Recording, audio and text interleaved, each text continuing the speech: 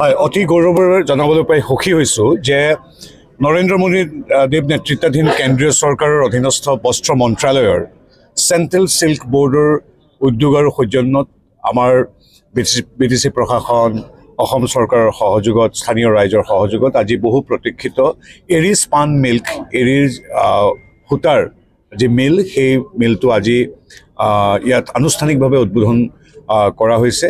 সন্মানীয় প্ৰমোদ বড়ো তথা আমাৰ CSBৰ মেম্বাৰ ছেক্ৰেটাৰী তথা অন্যান্য বিষয়বৰ্গৰ ৰাইজৰ উপস্থিতিত বহু সহস্ৰাধিক মানুহ ইয়াত ইতিমধ্যে উপস্থিত হৈছে।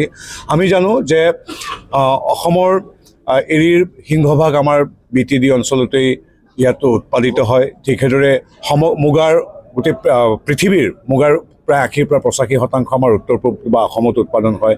গতিকে এৰীৰ ক্ষেত্ৰত মালবেৰী বা আমাৰ মুগা, এৰী সকলো ক্ষেত্ৰত অসম BTADকে সামৰি উত্তৰ পূৰ্বাঞ্চল সদায় আগবঢ়া। আৰু ইয়াত প্ৰয়োজন আছিল, ইয়াত এতিয়া এই মিলটোৱে প্ৰতি বছৰে 35 মেট্ৰিক টন সূতা প্ৰস্তুত কৰিব। অৰ্থাৎ আমাৰ গাঁৱৰ ৰাইজে যে ঘৰত বা আমাৰ চুমনিত বা বিভিন্ন অঞ্চলত যে এৰী পোহে, গতিকে এৰীৰ কোকোনবিলাক আনি ইয়াত গঞা ৰাইজে একে ঠাইতে ইয়াত এতিয়া ছিংগল উইণ্ড' ইয়াত এতিয়া তেওঁলোকে বিক্ৰী কৰিব পাৰিব।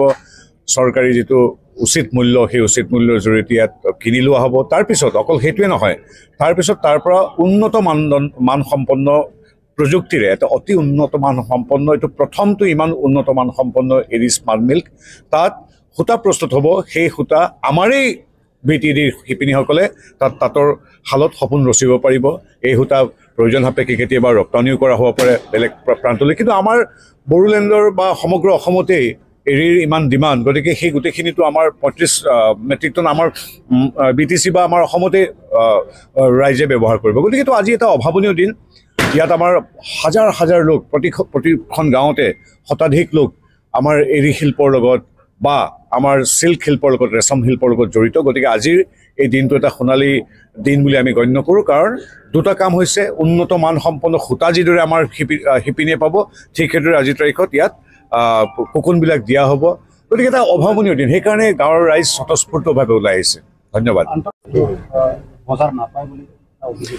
হয়, সেইটো অভিযোগ পূৰ্বতে আছিল। এতিয়া মই সেইদিনাখন ভাৰত মণ্ডপমত দেখিছোঁ, আমাৰ তাত যেতিয়া আন্তঃৰাষ্ট্ৰীয় পৃথিৱীৰ প্ৰায় 7,000 বায়াৰ আহিছিল, ক্ৰেতা আহিছিল বিভিন্ন প্ৰান্তৰ, তাতো দেখিছোঁ আমাৰ বড়োলেণ্ডেই হওক বা অন্যান্য স্বায়ত্তশাসিত পৰিষদে হওক বা অসমৰ একেবাৰে গাঁৱৰ ভিতৰুৱা শিপিনীয়েও তেওঁলোকৰ বয়ন শিল্পৰ তাত নমুনা দাঙি ধৰিছে আৰু বিভিন্ন যোগাযোগ হৈছে। এতিয়া আমাৰ কেন্দ্ৰীয় চৰকাৰৰ বস্ত্ৰ মন্ত্ৰালয়ে গিৰিৰাজ সিং দেৱৰ নেতৃত্বত মোদী ডাঙৰীয়াৰ অনুপ্ৰেৰণাৰে আমি যিটো আপুনি আন্তঃৰাষ্ট্ৰীয় বজাৰ ক্ষেত্ৰত আমি কি কৰিছোঁ বুলি ক'ব বিচাৰিছে, আমি যিটো ডিজিটেল মাধ্যমৰ জৰিয়তে আজি ভিতৰৰ গাঁওখনৰ কোকৰাঝাৰৰ BTADৰ কোনো ভিতৰৰ গাঁওখনৰ শিপিনীৰ ধুনীয়া বস্তুটো যাতে আমেৰিকা ইংলেণ্ডতো অনলাইন দেখে, তাৰ ব্যৱস্থা আমি কৰিছোঁ। আমি পৰ্টেল খুলিছোঁ, এতিয়া জনপ্ৰিয় হৈ পৰিছে।